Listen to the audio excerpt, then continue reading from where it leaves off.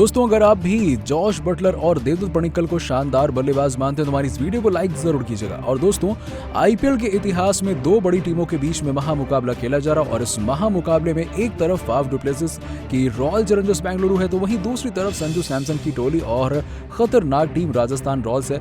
कैसे मोहम्मद सिराज और Josh Hazlewood के तूफान से उड़ा पूरा राजस्थान और क्या रही इस महामुकाबले की अब तक की हाइलाइट्स, वो तो हम आपको बताएंगे इस वीडियो में। लेकिन उससे पहले आप सभी को क्या लगता है कि जॉश बटलर और देवदत्त पडिक्कल में कौन है बेहतरीन बल्लेबाज, इस बात का जवाब हमें नीचे कमेंट बॉक्स में जरूर दीजिएगा। दोस्तों, इस महामुकाबले में रॉयल चैलेंजर्स बेंगलुरु की टीम के कप्तान फाफ डु प्लेसिस ने टॉस जीतकर गेंदबाजी करने का निर्णय लिया और राजस्थान रॉयल्स की टीम को बल्लेबाजी करने के लिए आमंत्रित भी किया। इस आमंत्रण को कबूल करते हुए राजस्थान रॉयल्स की टीम के दो दिग्गज ओपनर बल्लेबाज जॉश बटलर और देवदत्त पडिक्कल मैदान में उतरे। जॉश बटलर, जो कि इस आईपीएल में ऑरेंज कैप होल्डर हैं और 3 शतक लगा चुके हैं, उनका उद्देश्य इस मुकाबले में भी तहलका मचाने का था, लेकिन इस मुकाबले में वो कुछ ऐसा नहीं कर पाए। रॉयल चैलेंजर्स बेंगलुरु की टीम के कप्तान फाफ डु प्लेसिस ने नई गेंद शहबाज अहमद के हाथों में थमा दी और इस बीच शहबाज अहमद ने जॉश बटलर को अपने ओवर की पहली गेंद डाली तो इन्होंने पहली ही गेंद पर 1 रन लेकर अपना और अपनी टीम का खाता खोला। इसके बाद स्ट्राइक पर देवदत्त पडिक्कल आ चुके थे और इसके बाद उन्होंने दूसरी गेंद डाली तो वो गेंद वाइड हो गई और राजस्थान की टीम को एक अतिरिक्त रन मिल गया। इसके बाद अब शहबाज अहमद ने लाइन और लेंथ पकड़ते हुए देवदत्त पडिक्कल को 2 गेंदें डॉट खिला दी और इसके बाद जैसे ही शहबाज अहमद ने अपने ओवर की चौथी गेंद डाली तो उस पर देवदत्त पडिक्कल ने सिंगल लेकर स्ट्राइक बटलर को दे दी और इसके बाद जैसे ही शहबाज अहमद ने इनको अपने ओवर की 5वीं गेंद डाली तो उस पर जॉश बटलर ने शानदार रन दौड़कर 2 रन पूरे कर लिए। लेकिन इसके बाद शहबाज अहमद ने इनको अपने ओवर की अंतिम गेंद डॉट डाल दी। अब राजस्थान रॉयल्स की टीम का स्कोर 1 ओवर में बिना कोई विकेट के नुकसान के 5 रन हो गया था। आपको बता दें दोस्तों कि बेंगलुरु की टीम की तरफ से दूसरा ओवर डालने के लिए आए सिराज मियां, लेकिन जैसे ही इन्होंने अपने ओवर की पहली गेंद डाली तो उस पर देवदत्त पडिक्कल ने शानदार छक्का जड़ते हुए अपने इरादे स्पष्ट कर दिए, लेकिन और मोहम्मद सिराज को दबाव में डाल दिया।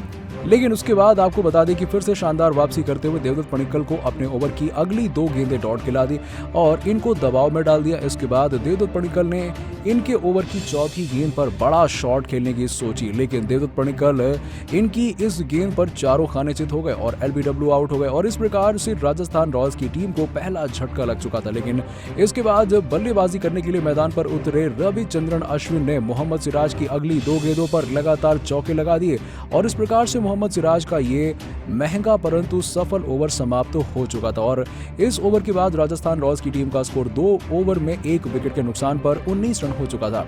ये दोनों बल्लेबाज अच्छी बल्लेबाजी कर रहे थे और हर ओवर में बाउंड्री लगा रहे थे, लेकिन चौथा ओवर डालने के लिए आए मोहम्मद सिराज ने खतरनाक दिख रहे रविचंद्रन अश्विन को अपने ओवर की अंतिम गेंद पर 17 रन पर कैच आउट करा दिया और इस प्रकार से अब राजस्थान रॉयल्स की टीम के 2 बड़े बल्लेबाज आउट हो चुके थे और उनकी टीम पूरी तरह से दबाव में आ चुकी थी। और इसके बाद 5वां ओवर डालने के लिए आए बेंगलुरु की टीम के गेंदबाज जोश हेजलवुड ने अपने ओवर की पहली ही गेंद पर जॉश बटलर जैसे खतरनाक बल्लेबाज को मोहम्मद सिराज के हाथों 8 रन पर कैच आउट करा दिया और इस प्रकार से अब राजस्थान रॉयल्स की टीम पूरी तरह से दबाव में आ चुकी थी क्योंकि इनकी टीम के टॉप 3 बल्लेबाज आउट हो चुके हैं। अभी मैदान पर 2 नए बल्लेबाज संजू सैमसन और डेरन मिचेल बल्लेबाजी कर रहे हैं और अभी राजस्थान रॉयल्स की टीम का स्कोर 6 ओवर में 3 विकेट के नुकसान पर 43 रन हो चुका है और अभी संजू सैमसन पावर प्ले के अंतिम ओवर में एक शानदार चौका और एक हवा में उड़ता हुआ छक्का लगा चुके हैं और हम आपको बता दें कि डेरल मिचेल तो 1 रन बनाकर खेल रहे हैं परंतु संजू सैमसन ने 10 रन बना लिए हैं। दोस्तों, आप इस मुकाबले में मोहम्मद सिराज की गेंदबाजी को 10 में से कितने नंबर देंगे? दोस्तों, चोटिल रायडू ने 3 गेंदों में 3 नायाब छक्के जड़कर पूरे मैच को ही पलट कर रख दिया और ऐसे भी छक्के लगाए जिन्हें देखकर धोनी तक हैरान थे कैसे ये हारा हुआ मैच पलटा। और रायडू की बल्लेबाजी का पूरा वीडियो तो आपको दिखाएंगे, लेकिन उससे पहले आप सभी को क्या लगता है रायडू और धोनी में बेहतर बैट्समैन कौन है, नीचे कमेंट करके जरूर बताइएगा। दोस्तों, आईपीएल 2022 का एक और धमाकेदार मुकाबला चेन्नई और पंजाब की टीम के बीच में वानखेड़े के ही मैदान में खेला गया। आपको बता दें कि मुकाबले की शुरुआत चेन्नई के पक्ष में रही।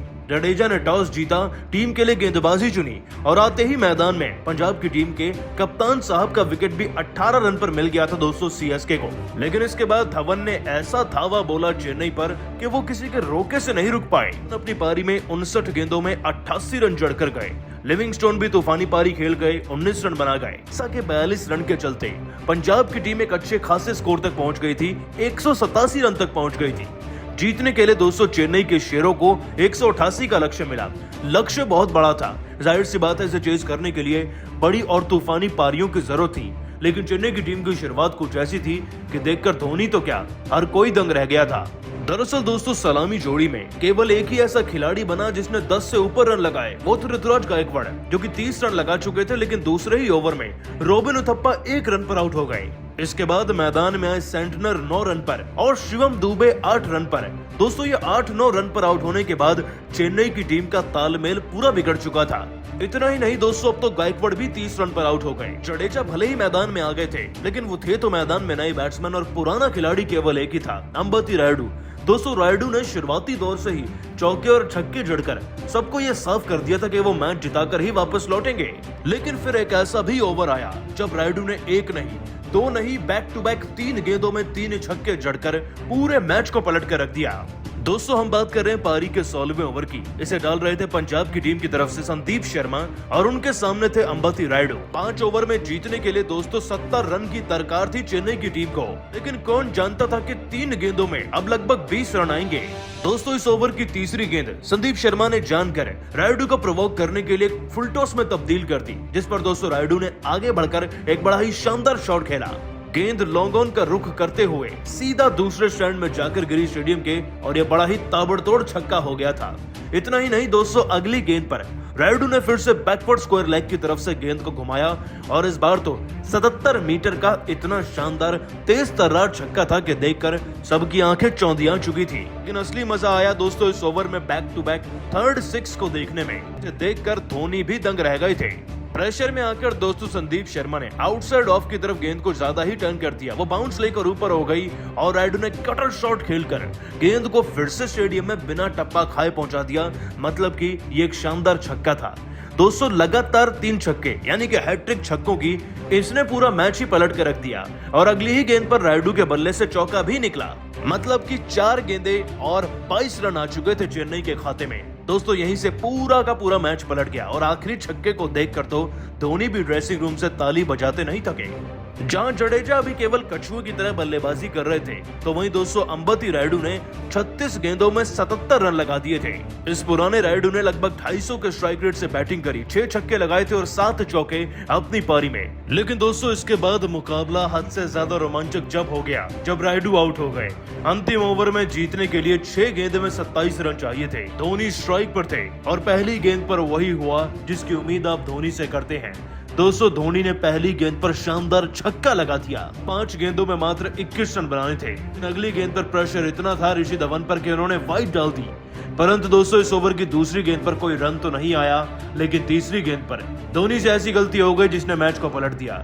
दरअसल दोस्तों धोनी बड़ा शॉट मारने की लापरवाही के चक्कर में आउट ही हो गए और यही चेन्नई की टीम की वो गलती बनी जिसके चलते चाहकर भी चेन्नई की टीम नहीं जीत पाई। दोस्तों धोनी ने हार के कारण बताते हुए सबसे पहला कारण बताया और कहा, आज के मुकाबले में तो हमारी टीम टॉस भी जीती थी, गेंदबाजों को फुल फ्रीडम था ड्यू का फायदा उठाने का, लेकिन कहीं ना कहीं हमें पावर प्ले में विकेट ही नहीं मिल पाए और विकेट्स मिले भी तो उन खिलाड़ियों के नहीं जो कि मैदान में सेट होकर बड़ी पारियां खेल रहे थे, जिससे कि विरोधी टीम एक बड़ा लक्ष्य बना पाई और हम उसे चेस करने से पहले ही डर गए थे। दूसरा हार का और सबसे बड़ा कारण यह बना कि हमारे गेंदबाजों ने अंतिम ओवर्स में जरूरत से ज्यादा रन दिए, फिर वो चाहे लिविंगस्टोन के छक्के लगाना हो, धवन का अंतिम ओवर में छक्का या बेस्टो का चौका लगाना हो, वही अतिरिक्त 20 से 30 रन मैच का डिसीजन तय करते हैं।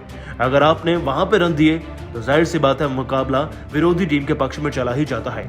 मेरे नजरिए में हार का तीसरा और सबसे बड़ा कारण तो हमारी बल्लेबाजी यूनिट है। गायकवाड़ ने जरूर से प्रयास किया, रायडू ने अच्छी बैटिंग करी, लेकिन ना तो मिचेल सेंटनर कुछ कर पाए थे, ना ही रॉबिन उथप्पा और ना ही मैदान में आकर आज शिवम दुबे का कुछ जादू चला। तीनों खिलाड़ियों को अपनी टीम के लिए 20 से 30 रन तो अकेले व्यक्तिगत तौर पर जुटाने चाहिए ही थे। इन्हीं के चलते प्रेशर इतना ज्यादा बन गया कि बाकी खिलाड़ी और कुछ कर ही नहीं पाए। हार का चौथा और बड़ा कारण यह भी है कि ये सभी खिलाड़ी हमेशा कप्तान को देखकर आगे बढ़ते हैं और अगर कप्तान ही ज्यादा अच्छी पारी नहीं खेलेगा तो जाहिर सी बात है इनका मोराल तो डाउन रहेगा ही। और पांचवा और बड़ा कारण यह रहा कि मैं अपनी टीम को खुद से नहीं जिता पाया। रन चाहे 27 हो या 30 या फिर 36 ही क्यों ना हो, वो चेज किए जा सकते हैं। अगर एक टीम हारती है तो वाकई में इसमें सभी खिलाड़ी जिम्मेदार होते हैं और मैं भी भरपूर तरीके से अपनी हार का जिम्मेदार हूँ। चेन्नई की टीम के सभी फैंस से क्षमा मांगना चाहूंगा कि हम एक बार फिर से अपनी टीम को जिताने में असमर्थ साबित हुए हैं।